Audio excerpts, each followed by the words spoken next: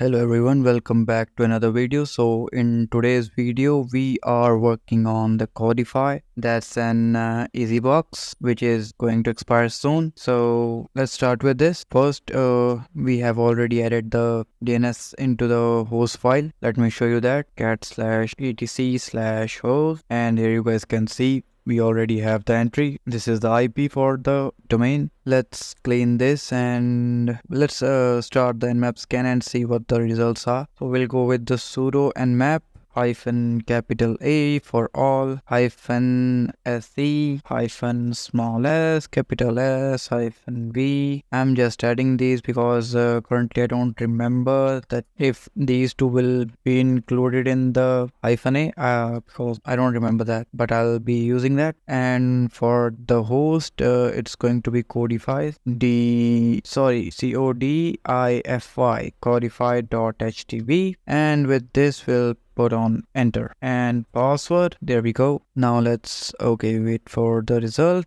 And I know why we got the error. We are not using the VPN, so let's do that. Sudo open VPN/VPN, and over here we'll go with the lab Kali, and there we go. We have our VPN running as we got the IP over here. Let's rerun the Kali scan, nmap scan, and wait for the results, and there we go. Let's wait until it get finished, then I'll show you guys directly. It seems this one is taking quite much time. Let's drop this scan, clear the screen, and we'll go with this and see the results, what we'll get. Okay, it seems we got 3 open ports. Well, we have the port number 3000, port 80, we already know that it's for the HTTP, and for the port, we got the result, and 2022 is for the SSH, and there's port 3000 which is for the Node.js server. Let's check it over here if we have anything related to that. Port 3000, we don't have it declared over here. Let's add that. It should get added under over here. Let's add the port number 3000, and that's for the Node.js framework. Let's do the same here by putting pipe, and there we go. Now if I open this, and there we have it. Next.js, let's close this, and we have our Node.js Express framework. Okay, so now that we have port 2022, port 80, and port 3000, let's try and run nuclei on the port 80. Let's clear this nuclei -u, and it is going to Codify.htv and enter. Let's see what sort of result it gives. Till then, let's visit the domain, copy this, and open the browser, paste, and there we have it, Codify.htv. Let's see what we get here, and let's also run the dir search. That will help us getting the directories. And for that, let's go to the tools. Over here I should have mentioned the dir search. There we go. Let's copy one of these commands. I hope this will do, or we'll craft it a bit. Let's remove the path, and for this we are going to add the Codify, and we are going to remove this and this too. And because we are running the recursive scan, that's why we are using -r. This is for the URL, and these are going to be the extension that it will be checking at the end of the file. And with this, let's press the enter and the password. Seems we got some stuff. The patch it's running, it's 2.4.52. What else do we have? It has detected the WAF. Okay, so we got the 2 endpoints in the dir search. One is about, and yeah, both are about, but nothing new over here. Let's wait till it get finished, and there we go. You guys might see over here that this is the all result we have, but that's not it. There was another vulnerability which was related to the Node.js, and if I remember it correctly, it was a medium tier one, and its name was Node Express Dev Environment, or Node Express Dev env. So it was there too, but I'm not sure why it's not showing now. So we can say that we didn't find what we was looking for, and that wasn't the intended way. So let's go with the intended way that this box should get solved. Let's clear this, and it seems we got one another endpoint, which is editor. Let's wait till it get finished, then we'll come back. Okay, so we got the output, and as we can see, we only have the 2 endpoints. We don't have much endpoints here. Let's clear this and proceed with the web page, and it seems that it's let's test your Node.js code easily. Okay, we'll test that and let's try out. And there is actually about us. Let's open this page too and see what we have here. At Codify, our mission is to easily develop this, that, we understand, test your code, can time consuming, difficult, which is why build platform, easify the process. Our team is made up of experienced developer, passionate, creating tool, development easy. We are committed to provide secure platform that you can trust. Okay, secure platform that you can trust to test your code. Got it. Okay, about our code editor. Let's see. Our code editor is the most powerful tool that allows developer to write and test Node.js code in user-friendly environment. Okay, you can write and run your JavaScript code directly in the browser. Make it easy to experiment and debug your application. Got it. So it's just another code editor. And there we have. The vm2 library is widely used and trusted tool. Let's open this. Widely used and trusted tool for sandboxing JavaScript. Okay. It adds an extra layer of security to prevent potential harmful code from causing harm to your system. Okay, we take the security and reliability of our platform seriously. Nice. And we use vm2 to ensure a safe testing environment for your code. Got it. Now let's check this, and it seems we have a fix over here. What's this fix about? Fix issue in transformer issues by reworking replacement logic. Thank you to this person, Seong Hwan Lee, if I'm not wrong. And this is for the hacking lab. Okay, so if this is the one, this must be having a exploit then. Okay, if this is get exploited, then this statement is wrong. But yeah, whatever. Let's check what is this library. vm2. Let's check it over here.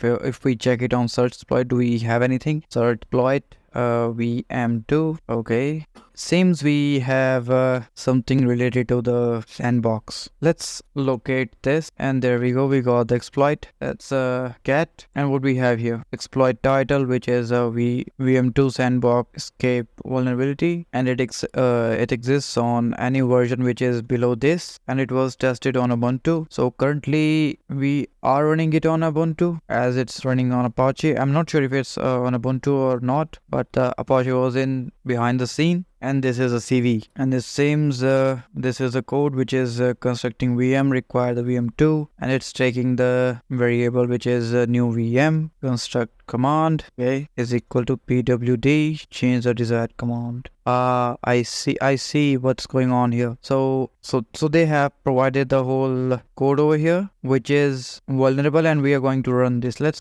do this. If we paste it here in the editor, and if I click on run, okay, so we got a unexpected token over here. And where is this? I guess because of this. Let's remove this and run back. Yep. So as long as we add anything over here, we'll be exploiting this vulnerability. And if you see in the last over here, in the catch, it's constructing over here, it's calling the child processes, and it's actually triggering the whole process on child process over here and execute sync with the command.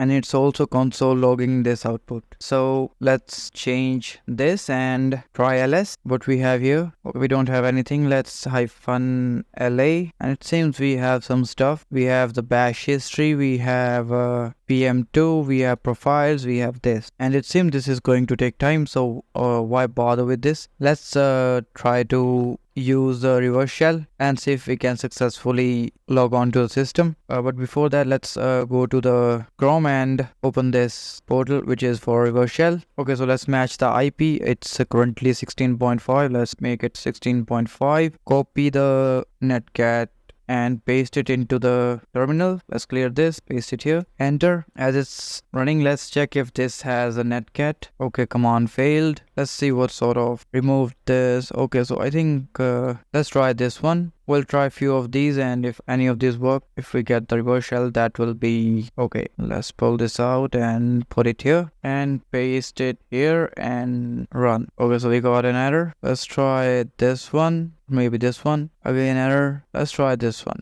I think this should be working. I am an idiot. Okay, where's the end? Okay, here. Let's paste, and if I trigger this, and there we go. So we got the reverse shell. let's see what we have here, and we can put it on full screen. Let's see. Okay, ls-la. It seems we don't have much here. Let's go one folder back, ls, and cd into the Joshua. Oh, we don't have permission to check the Joshua. Let's see what we have over here. Extra, nothing. Let's go back and check the history, and if we do less dot cat dot we want to cat, we want to look into this file, a space, enter. It doesn't contain anything. Maybe bash or e. Okay, I don't know why my system just died. And let's open the stuff back. There's Obsidian, and there we have a Chrome back. Let's open the browser. Oh, sorry. Okay, so let's copy paste the commands back. Open the browser. I hope it contains the history. Okay, nice. It's containing the history. Let's trigger it, and we should get the reverse shell. Nice. We just checked that there wasn't anything that can be useful. So let's check last time, and we can get this one too. Oh, not this one. Maybe this one. Okay, nothing in this too. Let's check what sort of service it's running. To check that, let's go here, and over here there was a socket set statistics. Yeah, this one. Let's check, and we have these two commands. Let's go with this first and see what sort of ports are open and what sort of services they are running. Paste this, and there seems to be 3306. Let's check what's this port for. 3306. I see. So it's running the MySQL database, and other than that there is another port, which is this one. Let's copy this and paste it here. Oh, we don't have any record related to this. Let's remove the copy paste back. We'll remove then, and this time it will show us the names of the services. Let's check, and there we go. We have the SSH open, there's a domain running, and there's MySQL. So if it's running MySQL, it should be containing some sort of database somewhere. So let's check. The first place coming to my mind is the default web page route. So let's check it over there. That's going to be cd/var ls, and there we go. We have the www. Let's do that, ls, and let's clear this and save this. There is a tree command over here, and there we go. We got a tree. Let's check what we have for the vm2. Over here we have bin, we have this bridge.js, CLI, compiler, system file. Okay, anything interesting over here? Nope. This is type.is file. There is undesave. I don't know why what's doing in there. There's a touch. What else do we have? There's a simple update notifier. Okay, so it must be for notification. And what else do we have? Okay, let's clear this and we'll check it by one. ed contract. Let's check this. Nice. We have a few files over here in tech package templates and ticket.db. Let's get this one, tickets.db, and it seems to be containing something, and it seems to be username and password. Nice. Okay, let's clear this and we'll go for the clean output. Let's get back tickets.db, and we have the username and password. Let's split it, and with that let's go back to the Obsidian, and here we can try either like hashcat or maybe the John. Let's go with the hashcat. So find hashcat, and there we go. Okay, let's copy this and we'll perform echo. Let's go to the directory first, machines, and Codify, clear, echo, single quote, paste, quote, close, pipe, as this is in the bicrypt. So let's go a bit back, and it should be going to the HAS. So we are matching this format as this is in the bicrypt format. So let's just copy paste this command, and there we go. Now we'll just directly get the password out of it and enter. And like it is saying, I have already ran it previously. You guys can use this same command, and if I do this and perform show, okay, hyphen show, there's one hyphen missing, we should get the password. And there we go. We got the password. Let's connect with the user. Clear everything. I don't think we need it anymore. We have the password. Let's close this, and open the test file. And over here, we'll paste the password. Let's exit from here and clear this session too. Collapse. And we don't need this anymore. Let's close everything, and this time let's do the SSH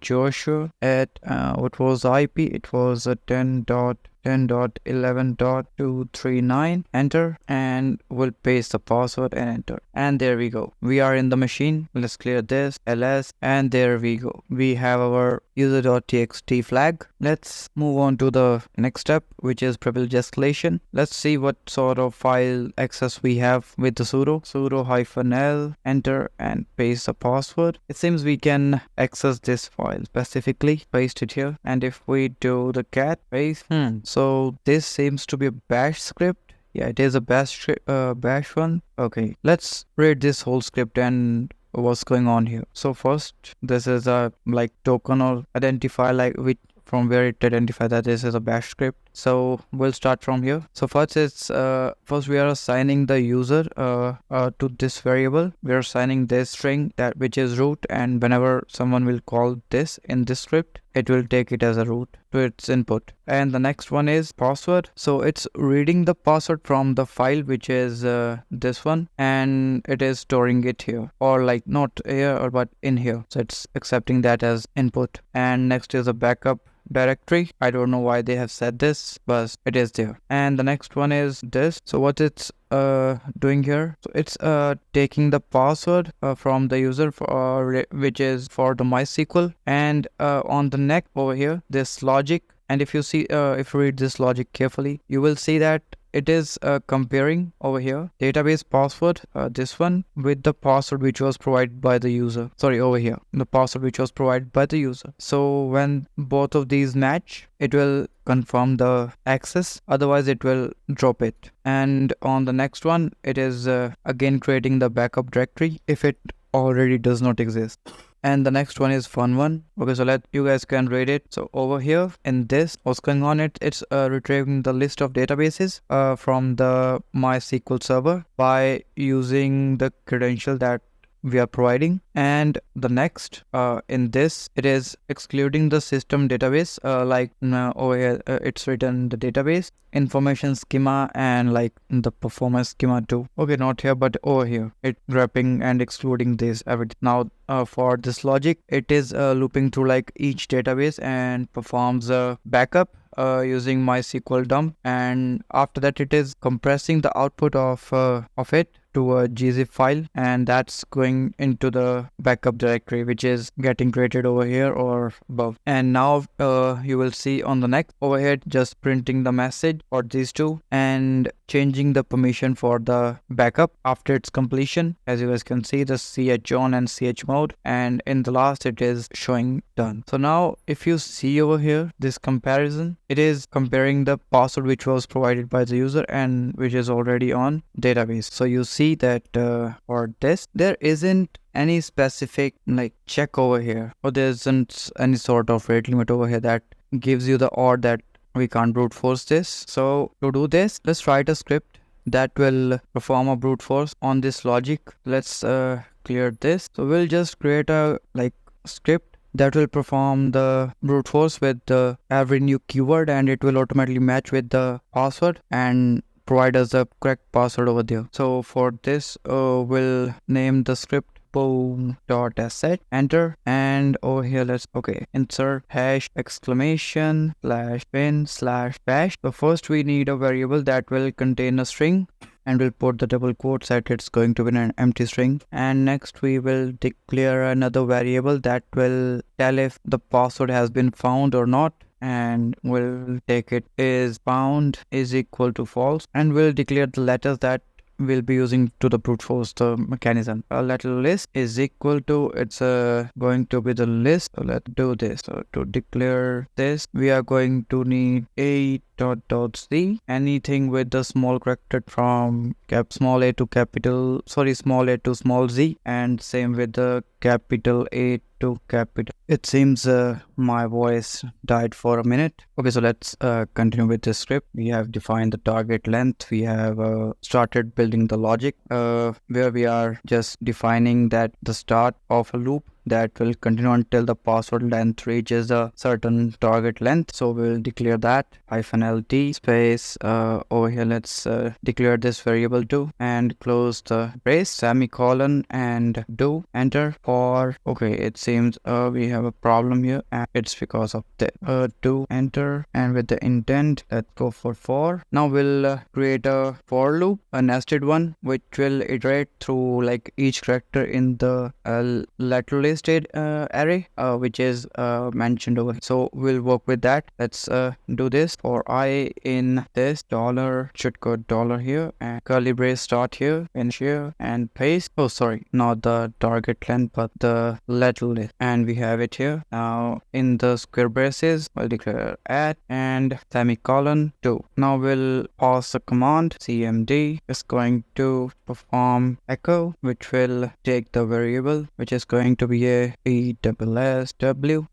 and close this. Now we'll also declare along with this the other variable, which is going to be an I, because that is going to circulate the loop, and after that we are going to perform the strict whatever after that, and pipe sudo. Now we are going to perform this sudo action to we are performing this to construct a command to generate password like by appending character from the this list to like the current password, whichever it is in that file, which we are going to define over here, like opt, if I'm remembering it correct, /script. Okay, let's copy paste it from here. We have it here and paste. So it's going to trigger this, and we'll try to pull the data from there. And over here we'll close this, enter, and we'll continue with this. Let's write it to the result is equal to $. We are going to declare eval and going to put $emd. It will take it as a string. After that we'll put it into the dev null if there is any sort of error,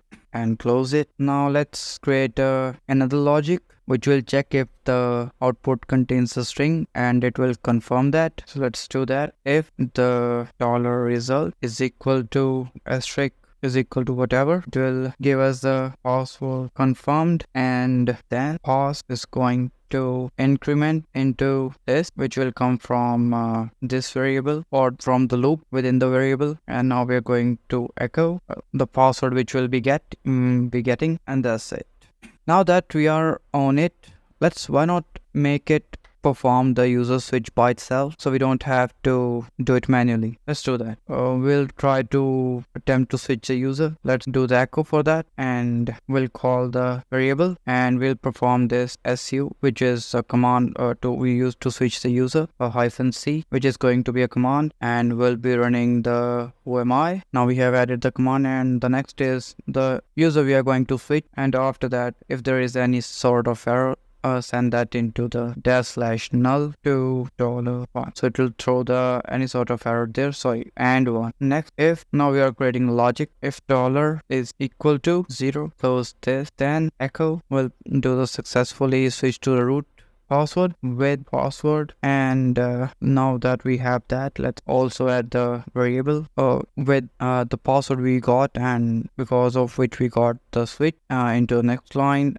we'll declare su-root. It requires a space as we are switching to the root. That will provide us the interactive shell, and now we'll exit from this loop or the logic. Let fi. Next we'll break this loop if that's confirmed, or I think we did a little mistake over here. This needed to be shift. Yep. And so is this, and it's going underneath this, and same for this, and same for this, and same for this. This is going to exit the first if, then it's going to break. Now it's going to going under this if, and it's going to perform done here and the other done. And now if there is nothing else, we will echo password not found, and going to exit 1. And that's it with the script. Let's save it, and provided the executable permission chmod +x boom.sh, and now we'll just trigger this, and if it works in the first attempt, that will be a charm boom.sh, Node.sh, enter. Now it should start working. I'm not sure if we have to move into that directory though, although we have declared the whole path from where it will be fetching the, and I believe no. It seems that there is some indentation problem. Let me fix that as it's not giving any sort of output. Let's clear and get the script. There we go. Let's paste it here, and I'll be back after the indentation is fixed. And there we go. The indentation has been fixed. So let's copy this and perform clear vi boom.sh and delete all of these and paste. Now write and quit, enter, /boom.sh, enter. Yep, now it's asking for the password, and the password is going to be this, paste, enter, and it should start. And there we go. It started running, and we'll be getting our password soon. Let's wait. And there we go. It seems we got our password. So let's try. We can only do one thing. Double click on this, copy. I hope this will work as it is saying that successfully switched to the root. Let's paste and enter. And there we go. With this, we have successfully pawned this machine. Let's check what's in the script. Okay, that's weird. Okay, I was performing the cat rather cd. Let's see what we have. Okay, so it's for the Docker. And with this, guys, we have cleared the box. And thanks for watching this far. Don't forget to like and subscribe. We'll see you in the next video. Bye. Thank you.